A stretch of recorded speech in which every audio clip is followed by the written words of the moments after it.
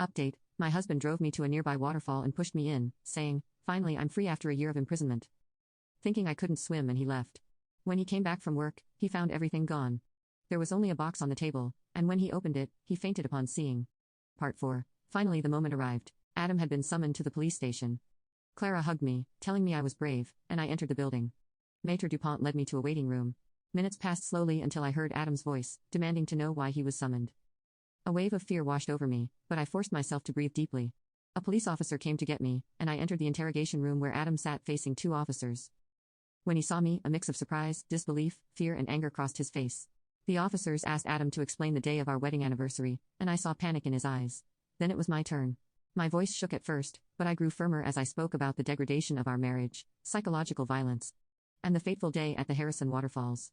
Adam tried to deny it, but the evidence was overwhelming: photos of my injuries, testimonies, and the recording of his attempted witness bribery.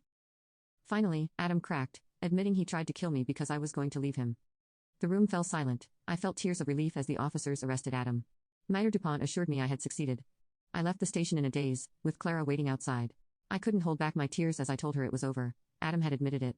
That night, I stayed with Clara, not ready to return to the apartment I shared with Adam. Lying in bed, I thought about everything that had happened. I had survived and faced Adam, and I had won. The next morning, I felt free for the first time in months. Adam could no longer hurt me.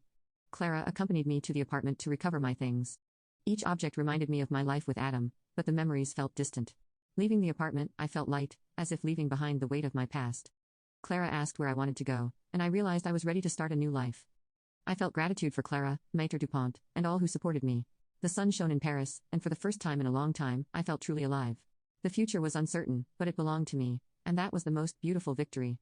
The days following Adam's arrest were a whirlwind of emotions and activities.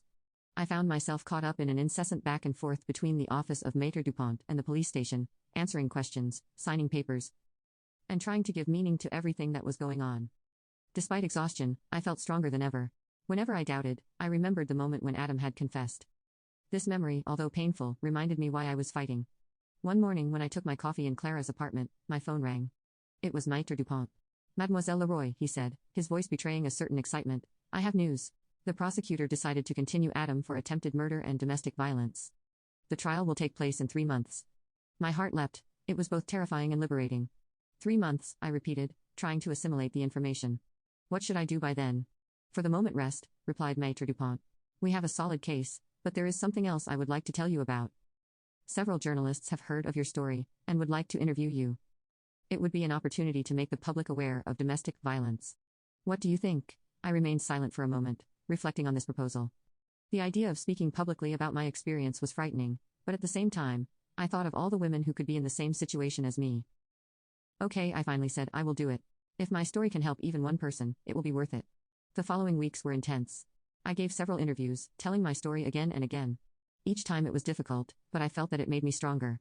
I saw in the eyes of journalists and readers awareness, compassion, and sometimes even the recognition of those who had lived similar experiences. One day, while I was getting out of an interview for a great female magazine, I received a message from an unknown number. My heart stopped when I read the contents. "Do you really think you will get out like that? It's not over, Hannah." My hands were shaking as I showed the message to Clara, who had accompanied me to the interview. "It's Adam," I said, my voice trembling. "How did he get this number? He is supposed to be in pre-trial detention." Clara immediately took her phone. "I'll call Maître Dupont right away." The hours that followed were a nightmare. The police were alerted, my phone was examined, and additional security measures were implemented around me. But the damage was done. The fear that I had managed to overcome was back, tightening my throat like a vice.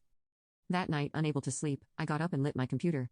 I started to write, letting my thoughts and my emotions pour onto the screen. With each word, I felt my determination strengthen. Adam wanted to scare me, to silence me, but I wouldn't let him. The next morning, I contacted Maître Dupont.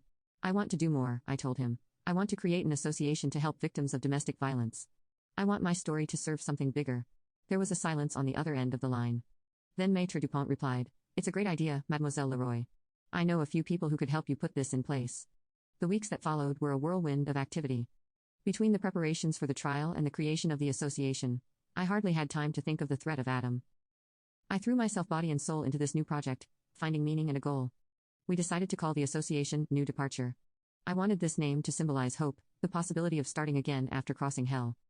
With the help of Clara and some volunteers, we began to set up a listening line, support groups, and even an emergency accommodation system for women in danger. On the eve of the association's official launch, I received a call from Sophie, who had read my story in a magazine and found the courage to leave her abusive husband. Her gratitude and words deeply moved me, making me realize my testimony's impact. The launch event was a success, attended by journalists, associations, and political figures. I spoke about my survival from an attempted murder, sharing not just my story, but the stories of other courageous women. I emphasized our vision for New Start, aiming to break the silence surrounding domestic violence and offer support and tools for rebuilding lives. After my speech, a woman named Leah approached, expressing that my words gave her hope to escape her situation. This reinforced my purpose, fighting for women like Leah and Sophie. Although Adam, my abuser, still threatened me, I felt empowered with a renewed sense of purpose and the support of New Start. The weeks leading to the trial were busy, filled with preparations and therapy sessions, but I found inner peace. One evening, I received a threatening letter from Adam, despite him being in pretrial detention. This rattled me, but the support from the women of New Start gave me strength. On the trial day, I faced Adam with determination, feeling empowered by the collective strength of the courageous women by my side. The trial began with lawyers presenting arguments and witnesses testifying. Hearing my life story recounted was both painful and liberating. When it was my turn, I spoke clearly about the abuse I endured, refusing to meet Adam's gaze. Adam's lawyer tried to discredit me, but I stood firm. The trial lasted several days, each one strengthening me with support from friends and the association. During final pleadings, Adam's lawyer portrayed him as a victim, while Master DuPont passionately presented my survival story. The jury deliberated for hours and found Adam guilty of attempted murder and domestic violence. He was sentenced to 15 years in prison. Leaving court, I was greeted by supporters, feeling relief and adrenaline. The media took keen interest in my story and the association, leading to rapid growth. 6 months later, I received a letter from Omalie, crediting my testimony for her courage to leave her abusive husband. This reaffirmed my suffering was not in vain. A year after the verdict, I returned to the Hedgehog Waterfalls with Clara and others from the association. I threw my wedding ring into the water, symbolizing my triumph. I felt deep peace, knowing I had transformed my suffering into strength to help others. The fight against domestic violence continued, but I was ready, with my head high and heart open.